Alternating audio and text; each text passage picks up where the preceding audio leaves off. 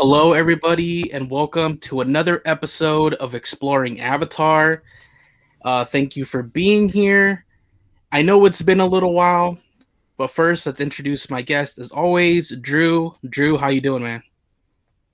What's up, Jerry? Doing good, man. Happy to be on here talking some Avatar again. It feels like it's been a long time. It really has. It's been a long time, uh, probably like a month or so, man. But I know each of us had like just different things going on. Life was going on, but we're back now, and hopefully we can keep this at a regular thing every week now. So that's great. But yeah, thank you for being here, everybody. I see there's like 7 of you, so thank you for showing up. Aftem Child in the chat saying hello, hello. But yeah, just gonna kind of just talk today. There's a few topics that or like 3 or 4 topics that we're gonna go through. Just some recent updates in the world of the Avatar franchise. But yeah, if any of you just drop us like how have you guys been the past month? Um, anything new Avatar related in your lives? Doing anything? Any new merchandise? Have you seen it again? I know it's about to be out of theaters, but yeah. So just let us know. But yeah, Drew. It's actually been a little slow, right? In terms of like any news. Obviously, I know we just had the huge movie that came out, but other than that, I think it's been a little slow on like what's the next thing to look forward to in this particular franchise, like whether if it's a comic or a video game, something like that. So nothing concrete yet, man. What are your thoughts on that at the moment? Yeah, like you said, it has been slow. Of course, every week maybe there's a few little headlines that we could touch on, but nothing with a lot of meat. I'd say most recently, something I learned from watching that video that Avatar posted up today was kind of insignificant, but I heard James Cameron mention the wind traders, as in like maybe not a certain Na'vi tribe, but Na'vi who travel around and trade goods, which is kind of cool because that harkens back to wind traders that's at Animal Kingdom at Pandora. So I thought that Yeah. was a cool little thing. But again, yeah, not a lot of meaty subjects lately. And you're asking me what's to look forward to next. Not entirely sure. We haven't really heard a whole lot so far. I'm hoping the Blu-ray slash DVD slash streaming comes out maybe April. Um, Yeah. Anything before that would be a surprise to me. What about you? Have you heard about anything coming out anytime soon? Yeah, nothing anytime soon, man. Like you said, I think the very next thing will be the whole, like you said, physical media release or streaming release of, The Way of Water. That's pretty much all I can think of that's official. Like you said, a little bits of news here and there, and as you were just saying, wind traders from the land over there just reminded we got recent news that the Disneyland park now in the California and the West Coast, it is said to get some kind of Avatar experience. They didn't really go into detail to really let us know if it's going to be like maybe a land like the one in Florida, or even just one ride. Because honestly, an experience could even be just like a show. It could just be like they just start some kind of a like a little show, a little play, something. But something Avatar related will be coming to the other park as well on the West Coast. So at least for me, that's exciting because I live closer to that one instead of the Florida one. So that's exciting right there. Um, but yeah, man, I mean, we pulled up a few different things that we can talk about, but yeah, man, nothing concrete that we know of even later this year. I mean, there's really been no word on the next wave of McFarlane toys, the next comic, supplemental material. I mean, I know the game said it could release between this spring and then early, like first quarter of 2024. To be honest, I think it's gonna release. It's probably gonna take all the way until that first quarter of 2024 to release. I think they're going to want all the time that they can get to really polish that game up because, you got to live up to the standard of the movies themselves. So you don't want to come out with a buggy release. We've seen that recently with a couple of games, and I'd rather them just, keep working on it for a little while longer than just kind of rush it out just to put it out there. Something that kind of surprises me, I haven't heard anything about recently, is Avatar Reckoning. It doesn't seem like we have very good luck getting our Avatar mobile games actually out to everybody. Yeah, that's the other one. It was actually supposed to release last year and it got delayed till this year, but like you said, there's even still been no word on the release of that mobile game because honestly, it's not the one I'm waiting for the most. It's the console game that I want the most. But, even just a simple mobile game, that one for sure, it would have let us, play with friends. It has that whole multiplayer aspect to it. And regardless, it'd just be something Avatar related to kind of like occupy our time whenever we wanted to, So that still was something I was kind of looking forward to. But yeah, that's been kind of quiet as well, man. The other thing that I kind of had on my mind was the Avatar novels, because at one point they had several planned, but I know we've talked about this before, and I think that was before like DK got into it, and I don't know, publishing rights could have totally changed since then, and those novels and what was written may just be gone now. And I believe also that was before James brought in a whole team um, to write all the scripts, so they just may not exist. But I'm just surprised and kind of disappointed that we haven't really heard what's coming next, because this is kind of the same thing that Avatar suffered from as a franchise after the first movie. It was kind of like, here's the Yeah. movie, everybody loved it, it's awesome, but what's next? We want more, we want more things in this world. And I do believe we're getting more things this time, but we haven't heard anything. And to me, that's just a little disappointing in itself.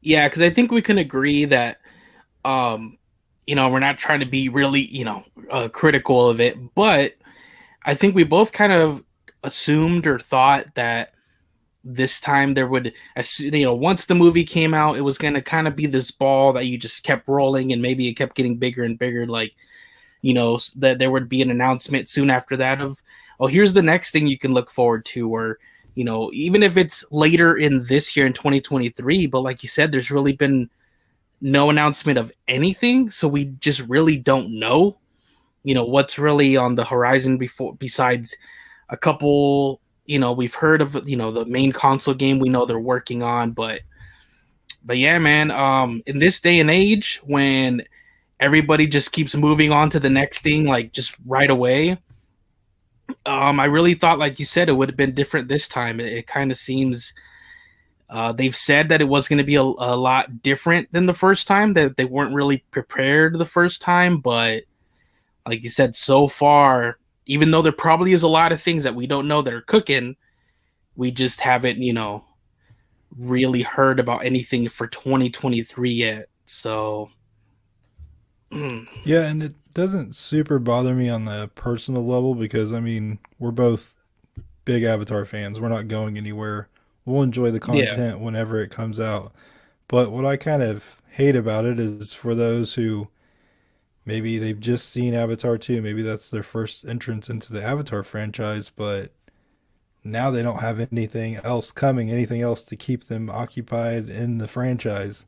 And I'd love to see it grow and get even bigger, but yeah, I guess we're in for a little bit of a wait until that next media comes out for us. But hey, it's okay. I mean, it's not great, I wouldn't say, for growth, but what can you do?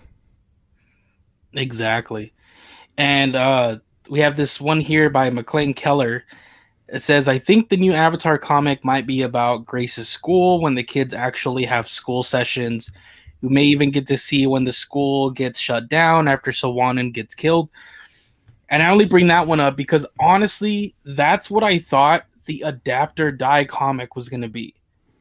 That the most recent comic, well, not the most recent was the High Ground, but before that, It was the one with Grace on it, and the way like that one was initially described, I kind of thought that's the story we were gonna get, and I was like really excited for it, but ended up going a different direction.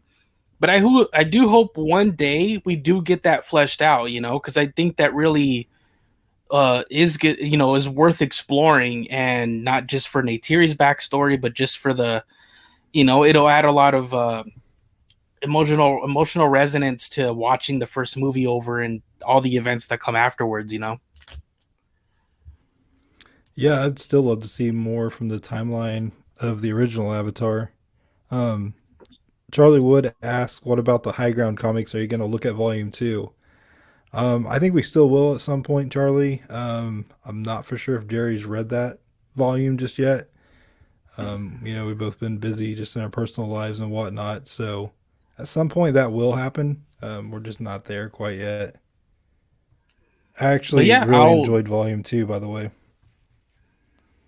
I think I will read it in the next few days, and heck, if there's really nothing else, we could even maybe start it next week, next Friday. So yeah, stay tuned for that. Because yeah, we do want to go through that one just to finish off all three of those volumes. It'd be nice. It'd be nice to just have all of them in the there on the replay where people can go back and just go through them with us.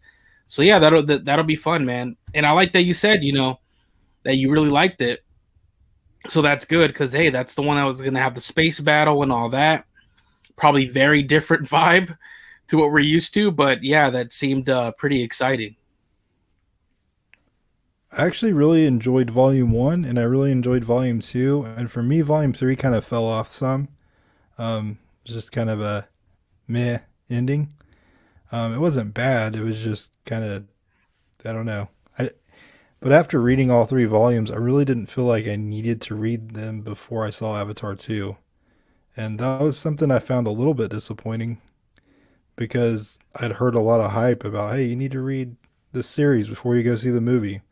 But that turned out to not be the case. So, something we can dive into a little bit more, I'd say, after we cover the volume 2 and have covered all three that way. Yeah, and I like I said, I haven't read two, but I'm assuming that's still the most important aspects of these because they did kind of mention it in some interviews before the second movie came out.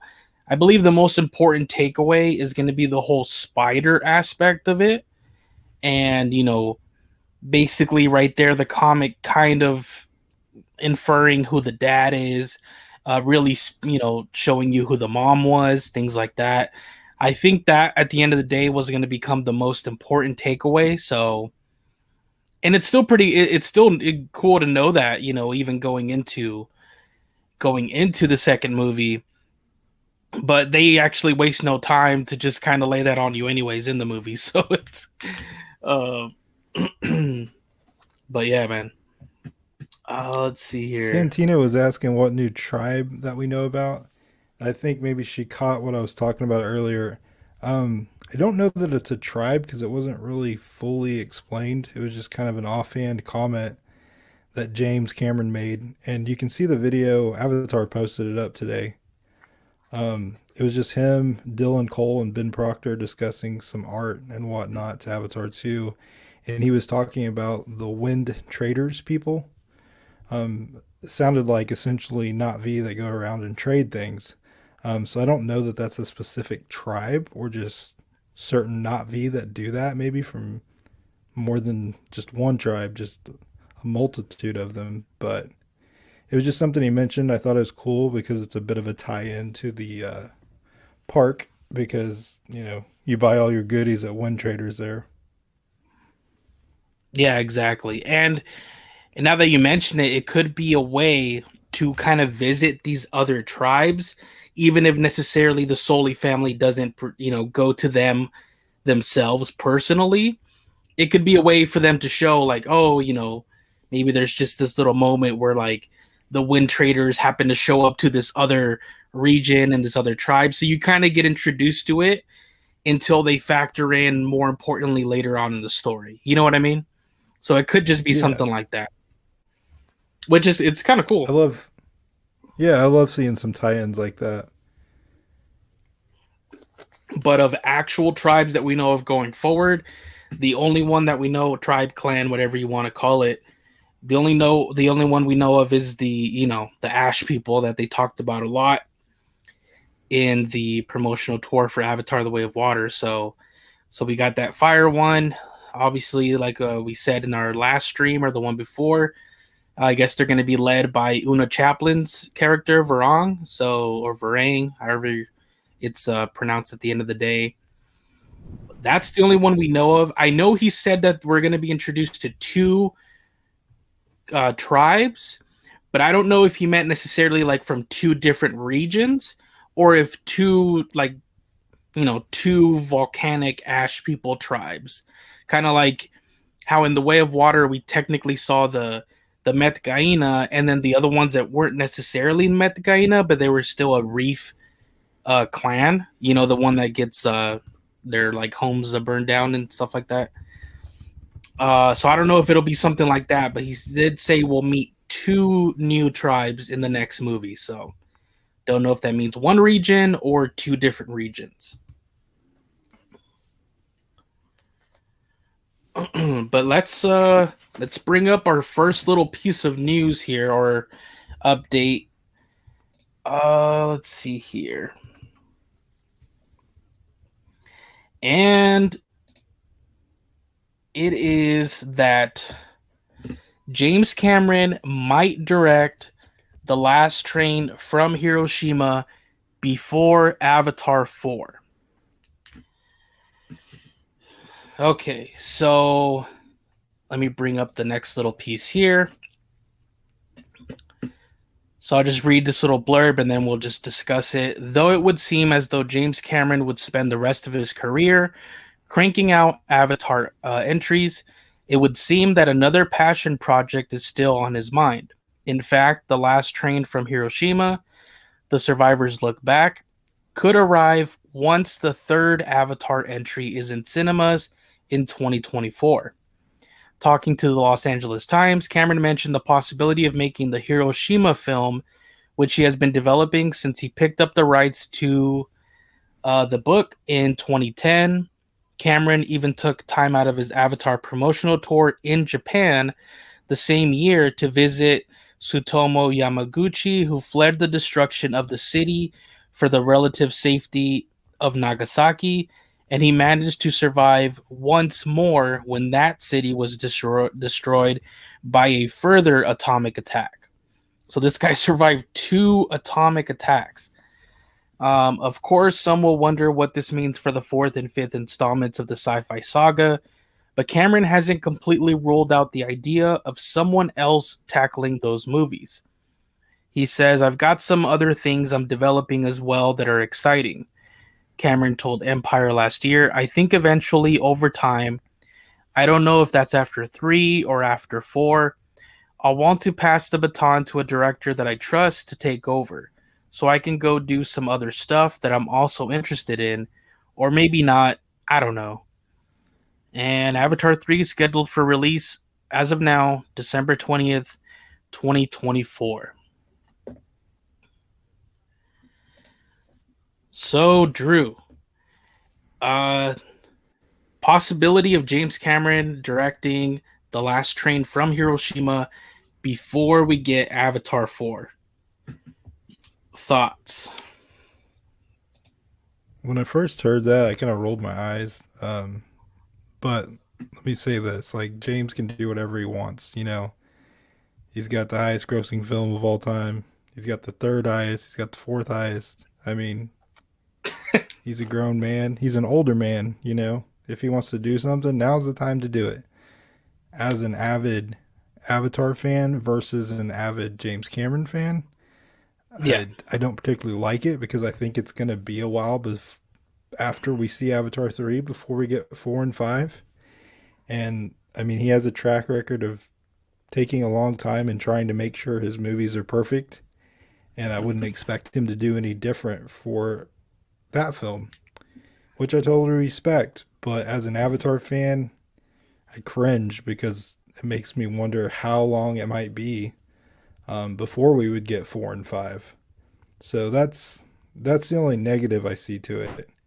Um, I'm sure it'd be a good film. I'm sure it will do well, but strictly Avatar speaking, I don't want to see it happen. Yeah, I would say that two two sides of the coin here. Like you said, the Avatar fan, and there's the if you're a James Cameron fan. I think if you're a James Cameron fan, you're like, great. Thank you that, the rest of his career is not just going to be Avatar, because honestly, people love him, probably grew to love him for everything else. Terminator, Titanic, Aliens, True Lies, things like that. And especially if this one is like a passion project, no matter who it's been, like you always want to see people's passion projects because they always put the most into them, and they're it's really personal to them and things like that.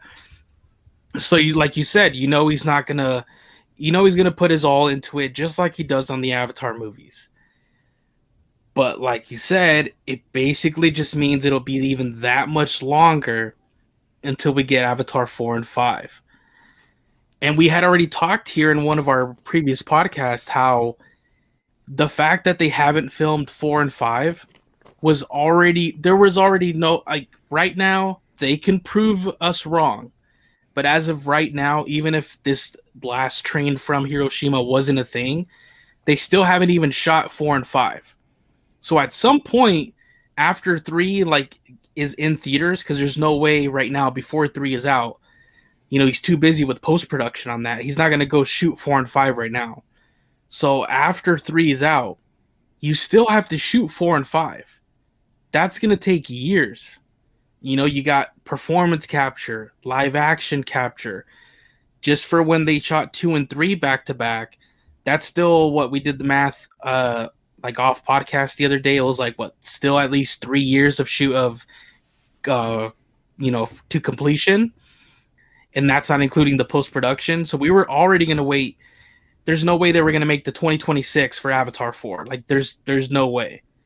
If you add this into there, man, we're possibly looking at a wait similar of between 3 and 4 than we just did between 1 and 2. At least that's my initial thoughts. Yeah, the only way around it I see is if he really does pass that baton. But I have, I'll believe that when it happens, if it happens. I don't really see him doing that. But hey, you never know. But yeah, I don't know, man. I'm a little torn on it. Like, obviously, he needs to do what makes him happy. I want him to have his whole heart, his whole creativity into whatever he's on. I don't want him to be like, oh man, I got to do 4 and 5. I want to make this other movie. No, do what your heart says you should do. Do what you're passionate about. But yeah, as an Avatar fan, like kind of like, man, I'm really gonna look forward to Avatar 3, and then I'm not gonna hold my breath on Avatar 4 and 5. They'll happen when they happen.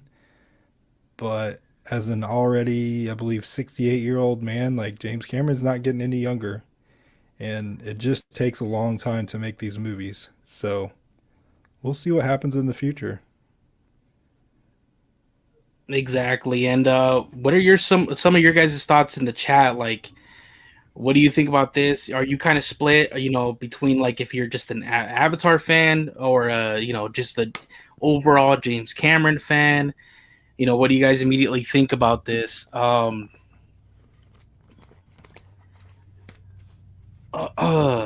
Nisas actually says that James Cameron personally promised that man to make a film about the end of World War II in Japan to tell the guy's story. So, oh, and then Charlie Woods mentions Abyss. Yes, the Abyss is also great. Yeah, man. I mean, honestly, I think he should do it. Like, honestly, if this is a passion project, really like a goal that you have to put this story out there. And he's mentioned in a recent interview, these past few days that he also thinks, it's a story that's really resonant today with what's going on in the real world. So he really thinks it's gonna, you know, be important to tell.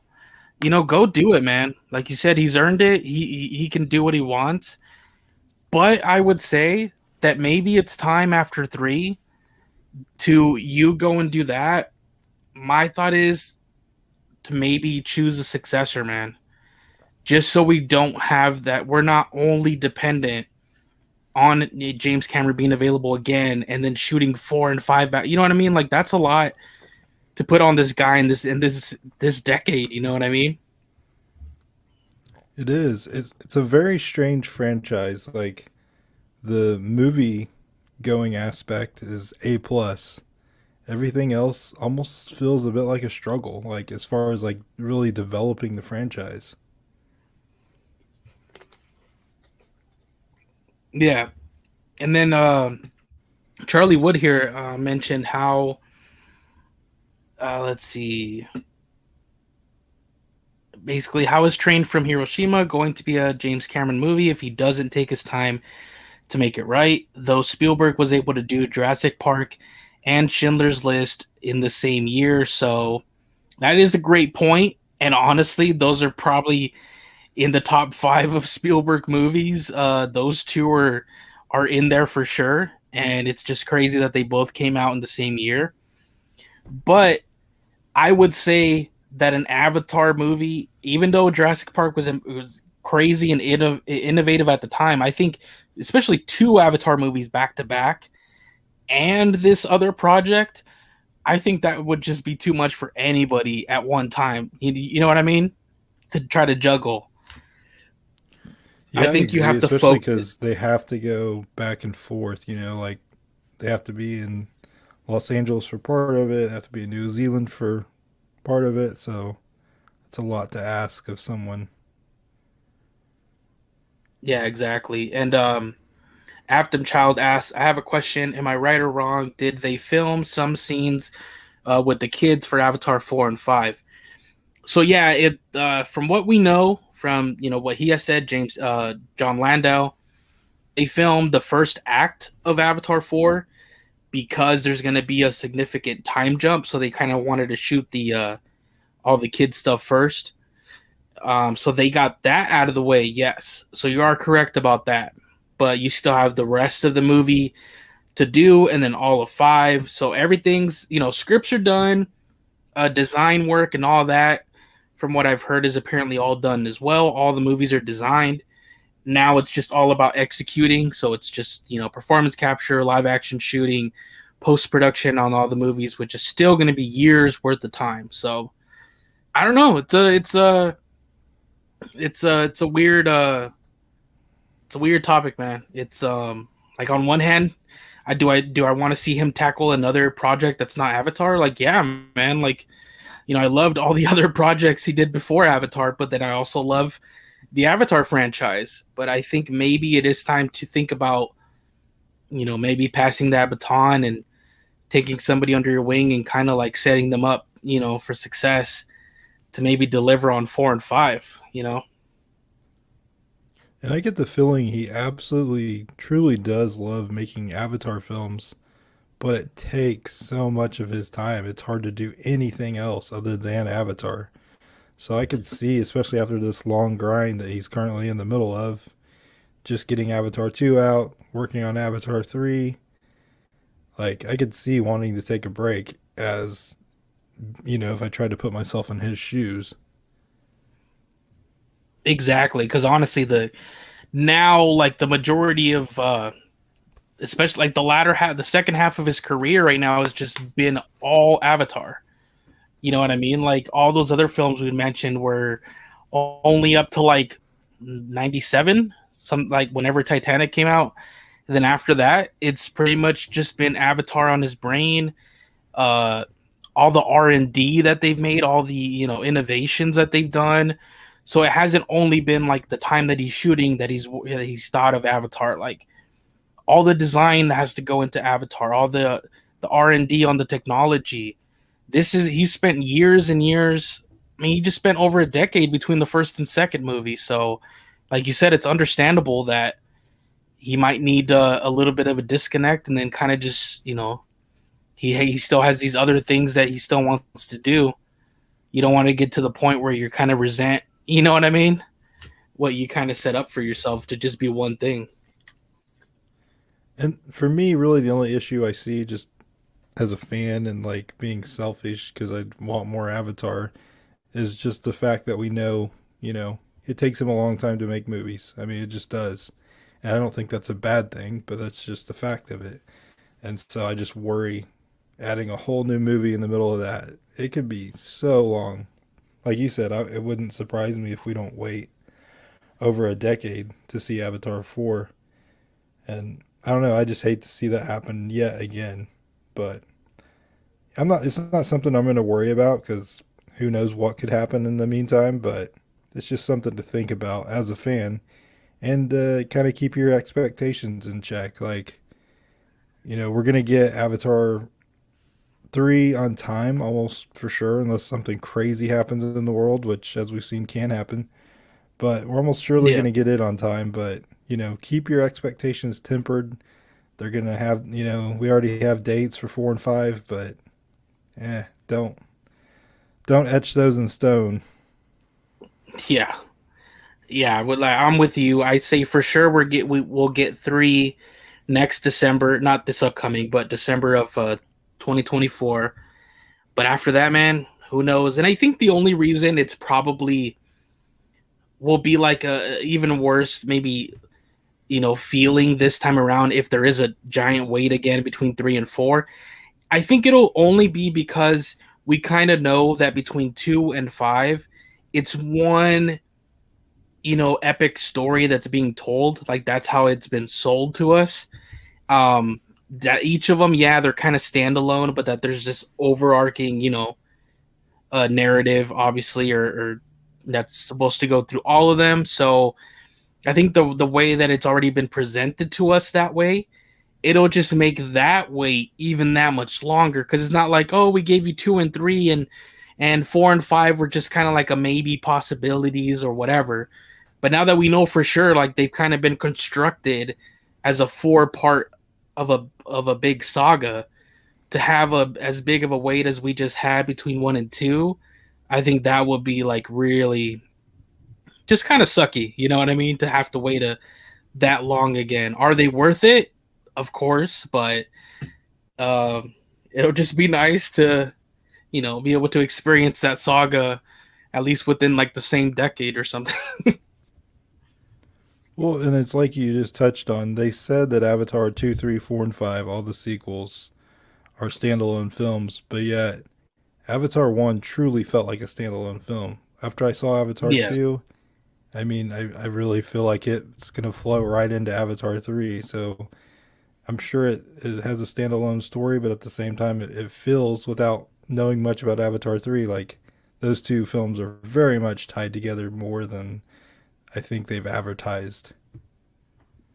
Yeah, for sure. I would say that one really does. One really did give you the standalone vibe, obviously, because they didn't know right off the bat if there was going to be sequels, if this thing was even going to be successful. But 2, like you said, walking out, did it feel kind of standalone? Yes.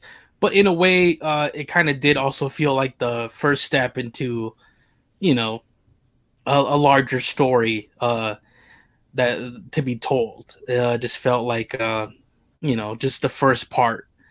So, yeah, man. I guess we'll just wait and see when it comes to this. Uh, what do you guys think? Would you be bummed if there's a huge wait between 3 and 4?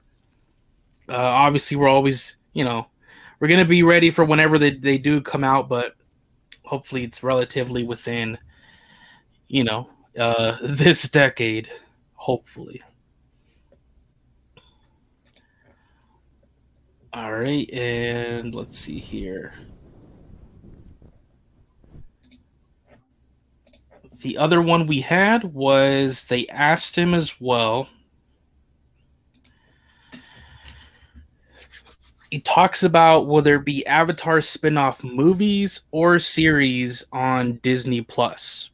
Because obviously that's the big thing right now. Disney has a very popular thing. especially a movie series like Star Wars, Marvel, things like that. Now there's shows, everything gets a show. So what did he have to say about that?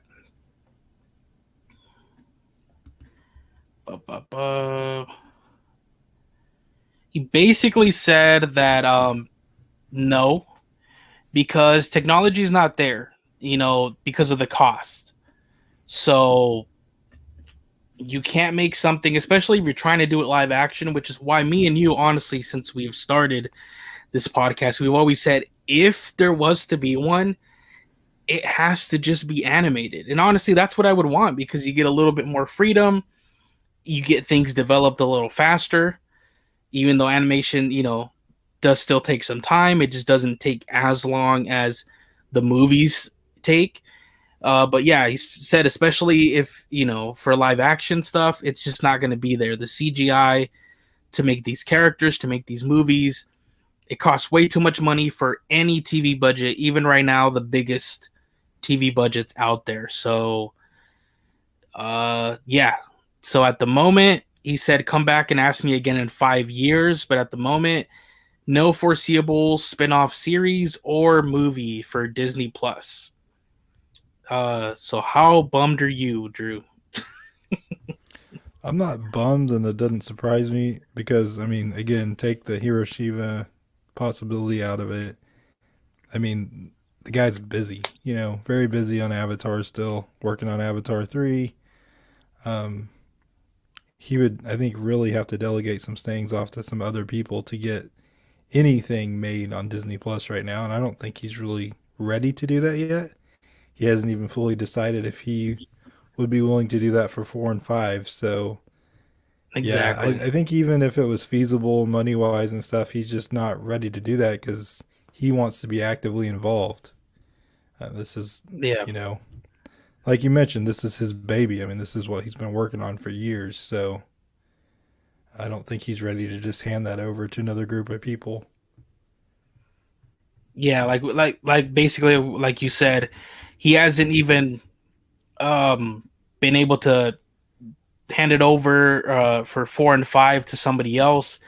And those are movies that already have full scripts, fully designed.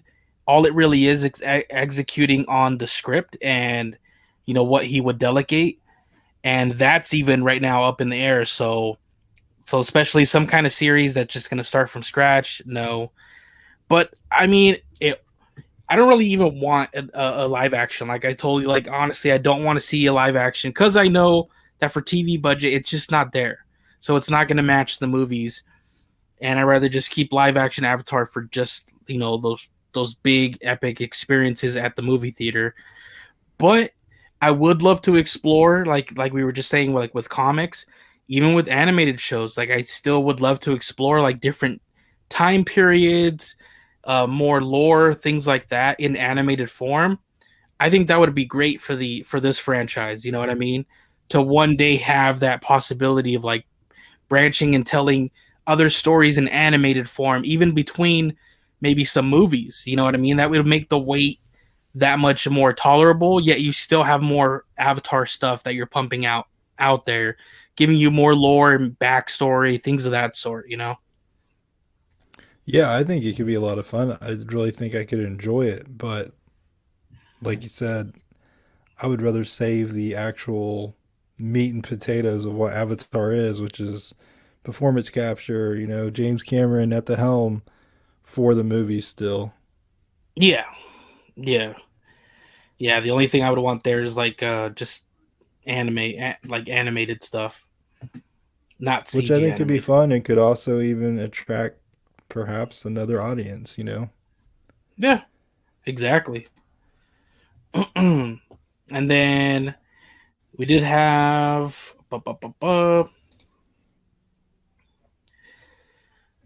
there was in a recent, he did say that a key ending scene was removed from Avatar 2. So what was this one about?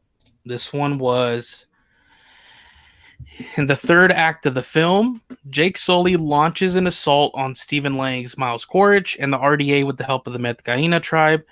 However, midway through the battle, the Metkayina are not seen with the rest of the main characters, and remain absent until the final battle was over. Cameron was asked about this particular moment and revealed there was originally a scene that saw members of the Metkayina reunite with their children at the end of the battle, though it was deleted from the final film due to poor feedback from test screenings. But I'm thinking that this is kind of like their own personal explanation of why he removed it, because I'll read these little quotes from James Cameron, but I don't get the vibe that it was because it tested poorly. I'll read it and then we'll kind of discuss. He said, "We had that, we shot it, and we just decided it was a bit distracting to the core family. There are people that are bothered by it and people that don't even notice it. So it's just one of those things. You never get a perfect score on a movie, and you're certainly never going to get a perfect score from 100% of the people. Look, that's just a little window into the creative process. We had that. The other parents were there. We accounted for them, and we just felt that we needed to narrow the spotlight. And maybe it was not such a great decision, but that was the decision we made at the moment." So at least for me, I don't really get the vibe that it tested poorly. I think that it was just an internal decision that they thought, in order to keep the focus on the Sully family in that third act, with the whole confrontation with Quaritch, that he cut it out just to not pad out, just because he wanted to narrow down the focus.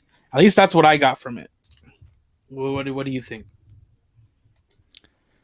Yeah, I didn't really have an opinion on like why they chose to get rid of it. I wasn't for sure from the article, but this feels kind of like one of those scenes where if we do get like an extended or collector's edition that may get finished and added back in, and I for one would like to see it because it was one of the things that really stood out that was kind of jarring to me was that there's this huge battle starting to happen. The Metkayina were there right beside the Sullys, and then they kind of just disappeared throughout a lot of the battle. And I mean, definitely very noticeable for me when I watched the movie. And again, it was just kind of jarring and odd.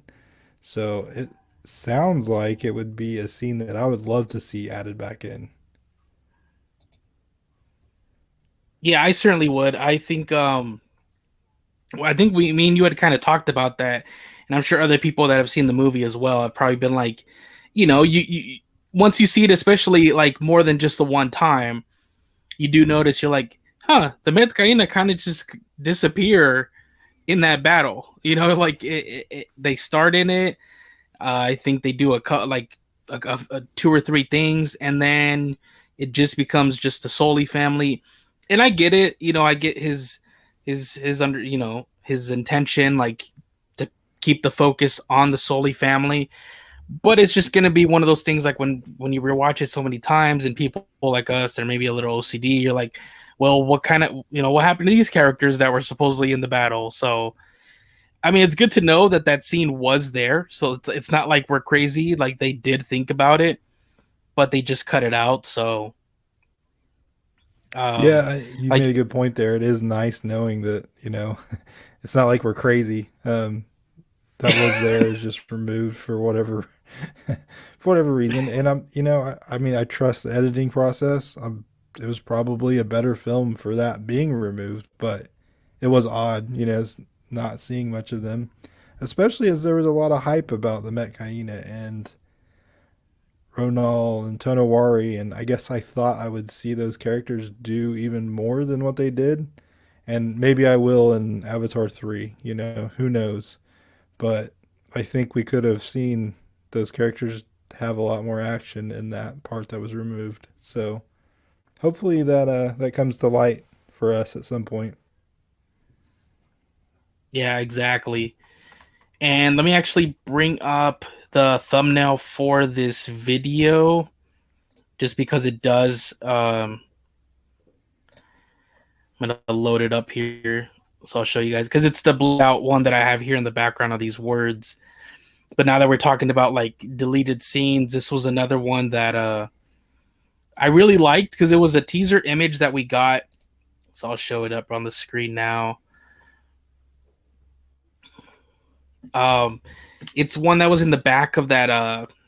What was it called? The visual exploration. That first book we got earlier in 2022, kind of going over the first Avatar movie.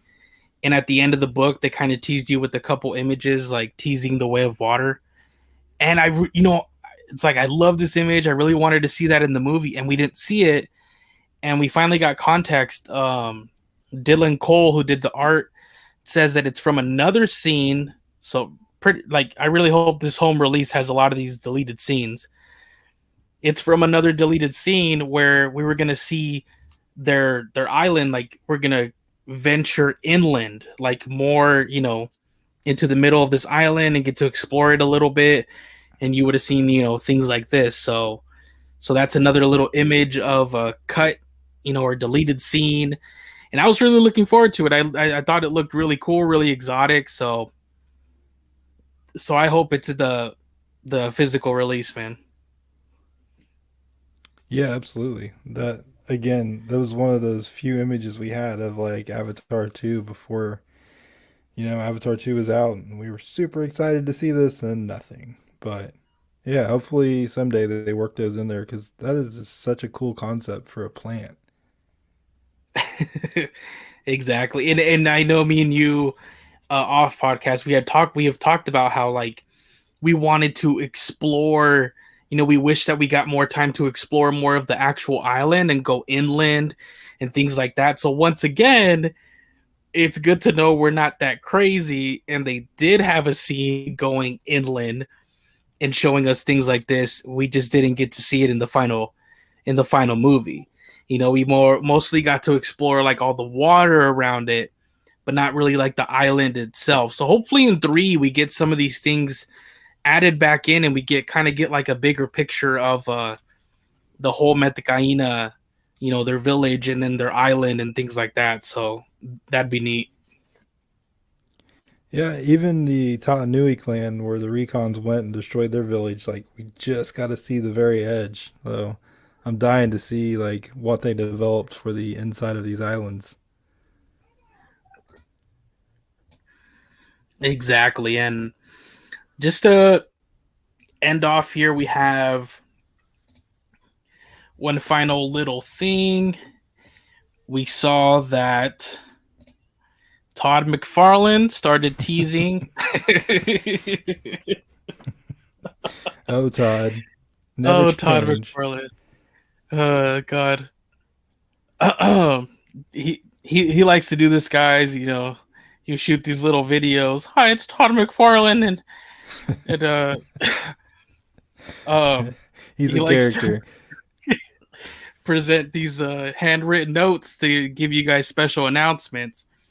So the special announcement here in the recent video was that McFarlane Toys is going to have a winter showcase, as he, wrote there very, very beautifully. So let me bring up the official art for it. But yeah, so it starts February 28th and runs to March 2nd. So I believe, this weekend, next weekend, something like that. Um, and yeah, so they're gonna show off a lot of upcoming McFarlane Toys products. And I only bring this up because obviously, of course, McFarlane Toys was the ones that gave us 2 waves of the, McFarlane Toys figures for Avatar 1 and The Way of Water. And people have been asking, where's Wave 3? Where's Wave 3?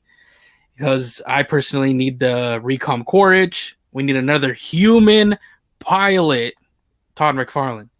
A human RDA pilot for the second amp suit and the crab suit that you released. We can't just have Quaritch from Avatar 1 pilot every vehicle.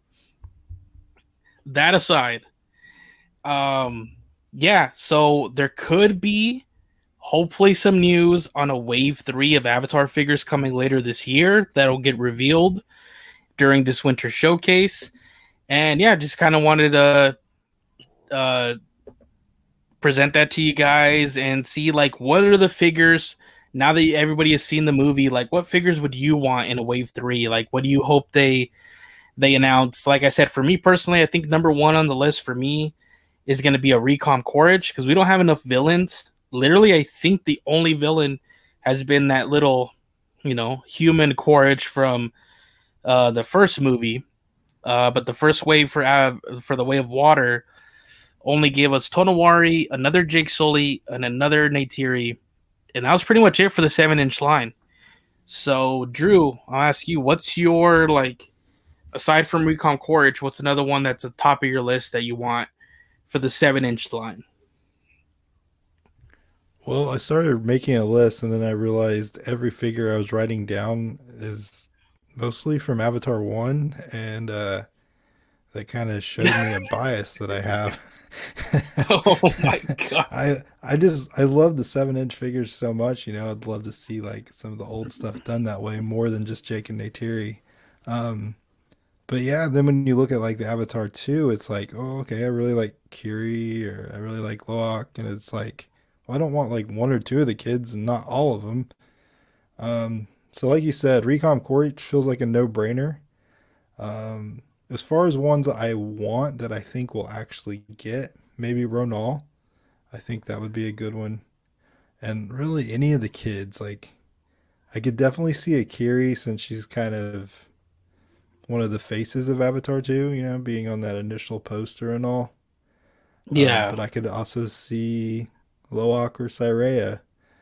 Um, I don't know. I would like to get more than just, like three or four this yeah. time, this I wish they wave. kind of But presented you with like maybe 5 figures per wave because that would just help speed things along rather than just like two or three.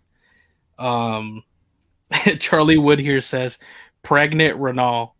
That will absolutely not happen. They didn't even want to show her pregnant in the like t-shirts and things like that, right? They kind of showed the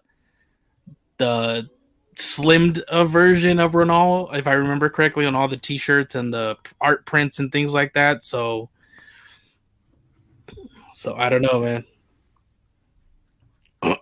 yeah, I would love it. I think it'd be awesome if she was pregnant just because, it's not like it's something we need to hide. Like women can be pregnant. But Exactly. yeah, it'll be interesting to see who they choose. I mean, I would still love a Sute. Um, but you could also have characters that kind of transfer over, like a Norm in Avatar form would be awesome, or Moat. Um, there's a ton that would be really cool. Like I said, any of the kids besides Spider. I was actually gonna say what it could be a Ronal, Recom Courage, and I can see a Spider. Only because I like you said, if I get one of the kids, I want all of them. He's kind of like, at least obviously throughout the movie, removed from the other kids.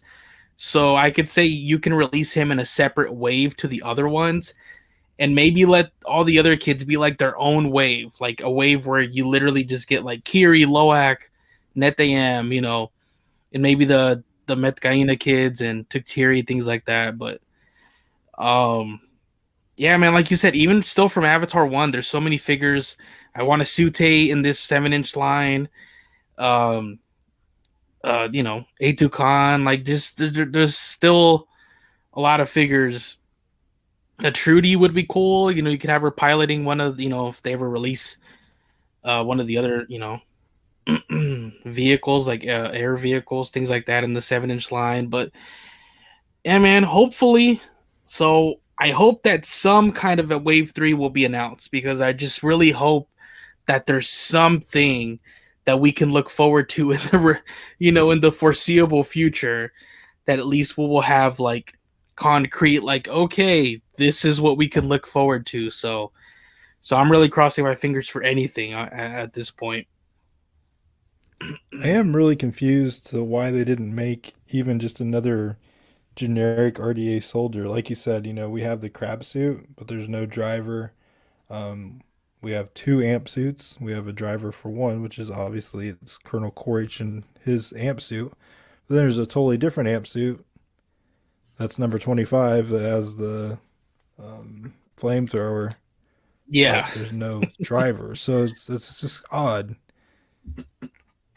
yeah, Very it's odd. like, yeah, like give me like we said, it doesn't need to be a main character. Just give us a generic, RDA pilot, whatever. Just with the helmet. You don't even need to give me a head sculpt. He just has some kind of like helmet, shades, whatever, RDA uniform. And you can just, army build those guys to always be able to plug them into your vehicle. So, you're good to go. At least your vehicle won't be empty or not have all your pictures be with like human Quaritch inside of a crab suit. I also like the idea, like you said, of Spider, but I want it to be in a 2-pack with Neytiri, and Neytiri has a knife at his throat. Be kind of cool. Oh Um, god. Like just there in the packaging before you even take it out. It's just her. yeah, The only thing that's keeping her from is just like the plastic bubble in between them. Oh man. True. Good thing you don't work for McFarlane Toys. no, I will Oh say god. like the humans have to be so small to scale with the not V. Like someone who wasn't even like full height of Colonel Quaritch would be. I don't know. It'd be a small figure compared to the old Oh man, yeah, not you're V in right. the That line. spider, yeah, that would be tiny. Jesus. But But no, hey, I joke. I think a spider would be cool. I really liked your idea about Trudy. That's some reason I hadn't even thought of her. I love Trudy, so I hope we get some more from Avatar and more from Avatar too. and like you said, honestly, um, you gave me the idea with Norm having the human and then the Avatar version as well. That'd be cool too. Even for a Jake, man, give me like human Jake from Avatar One. Throw the little weird Oh wheelchair yeah, in there, 7-inch scale human Jake. Yeah, man. Like there's so many possibilities, and then that's not even getting into like what we've had in some of the comic books, things like that, like other characters we've seen. So there's already a lot of material to mine. I just hope it's something that they're gonna explore. I just really hope it's not one that doesn't come back alive until closer to the release of the next movie. So it's like we won't see a wave three of McFarlane Toys Avatar figures until like you know 2024 or something. So yeah, man. So not a completely 100% positive video, but we just present the facts the way they are. Uh, we're just kind of in limbo at the moment. But yeah, man. Anything else you kind of want to close out the show with? Any other thoughts you have? well, it blows my mind as an Avatar fan. We're getting another movie, obviously not this year, but next year. Like that feels so soon. Like that's Yeah. exciting to me to get Avatar 3. I mean, 2 years is nothing in an Avatar fan's life.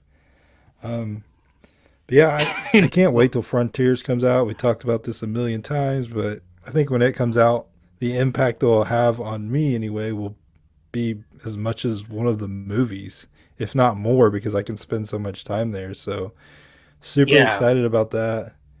In the short term, I'm excited about the DVD, Blu-ray, streaming release. Hoping we get some more behind the scenes action. I love that stuff. So can't wait to see more of that. Last time the first Avatar DVD release came out, I believe it was on Earth Day, and we got nothing. It was bare bones. It was literally just the movie. Yeah. And I think we had to wait until the following Christmas time, maybe not quite that long, to get the extended cut. So hopefully we don't have to wait so long this time. Yeah. And like what I kind of presented to you is that this time it's, Disney's distributing the home release.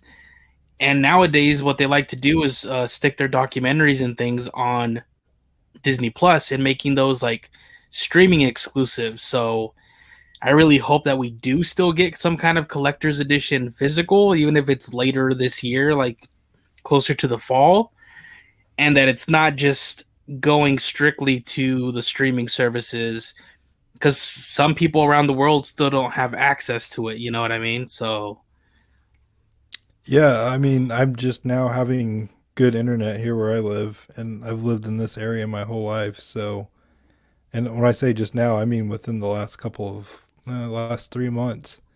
So I totally feel for people who don't have good internet. I know what it's like. I've spent most of my life being that way. And in return, I'm still like a big sucker for physical media because you never know when your internet's going to act up. So I love having Exactly. actual disc of like my favorite shows or my favorite movies.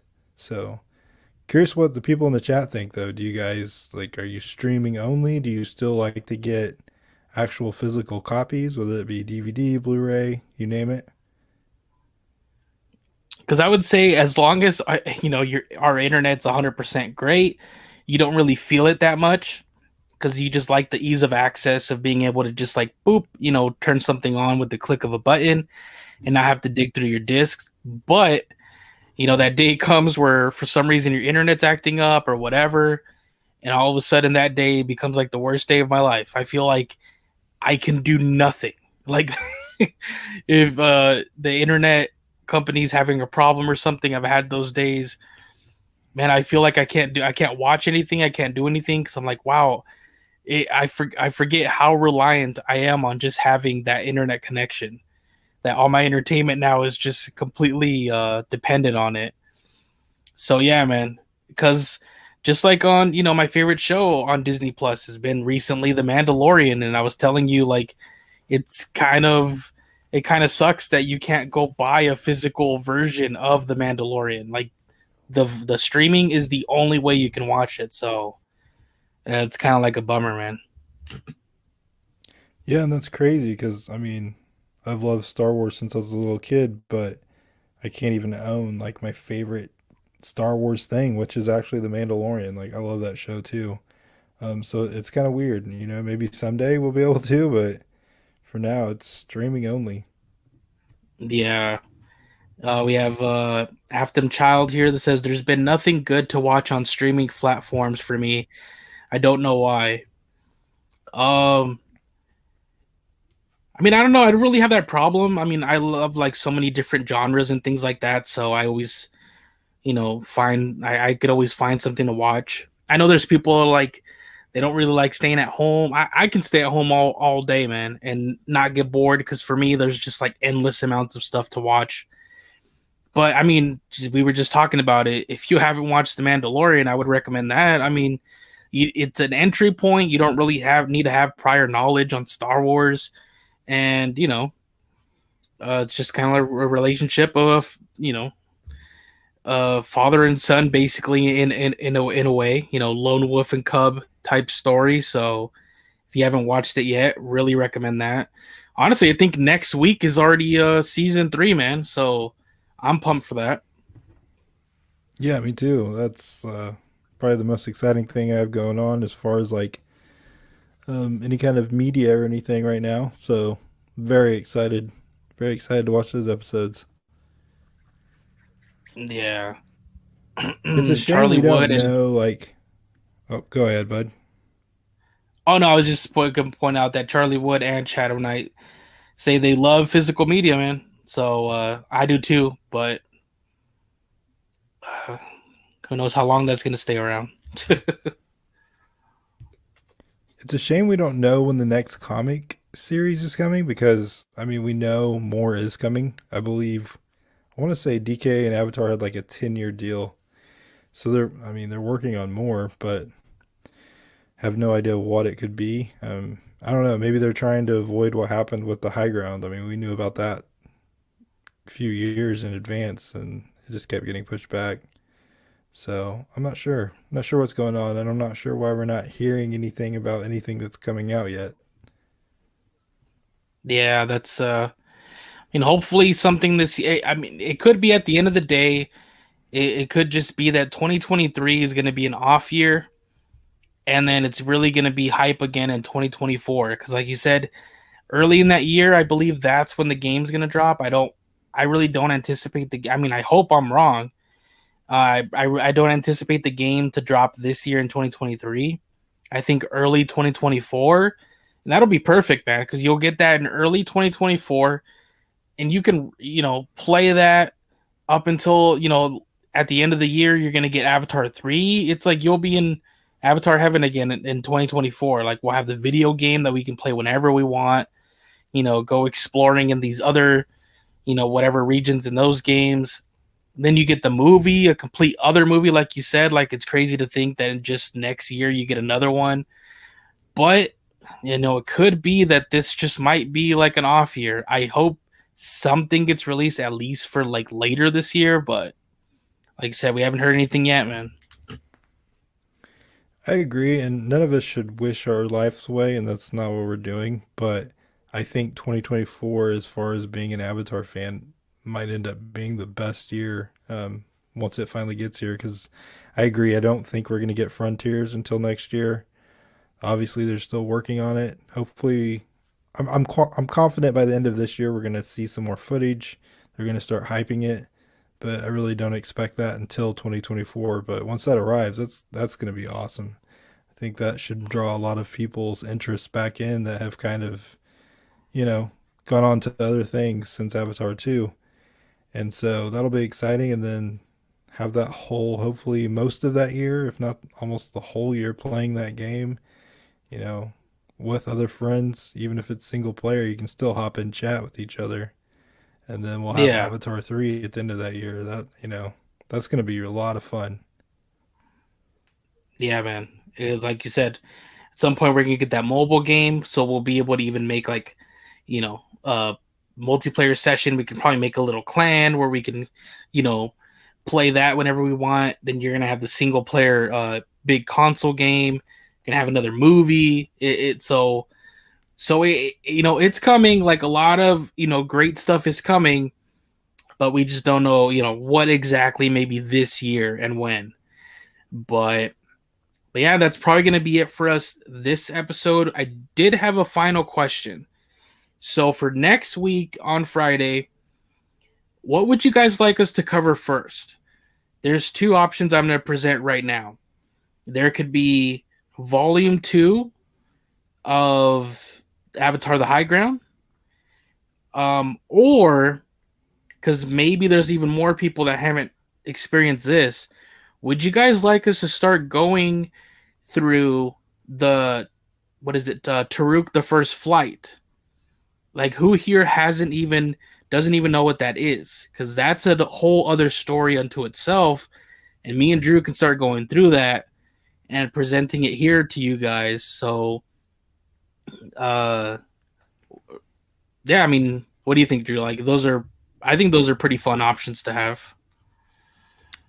I actually love both options, but yeah, Trick the First Flight, it definitely has a special meaning for me. Love Trick the First Flight. Like when I saw it, it was almost as good as seeing Avatar 1 the first time. So, yeah, that's I'd Yeah, have a hard that time could be a picking real anything over fun that. one. Yeah, Brianna Brown says, I don't know that story. Afton Child says me. I don't know if she meant like, or if they mean that they also haven't experienced that story, but maybe that's one we should cover first because I also am really, uh, I really love that story. Charlie Wood says, do High Ground Volume 2 first, please. You could do Taruk later. But for those who don't know, quickly, Taruk is the first flight is the story of the very first Taruk Makto and how he came about.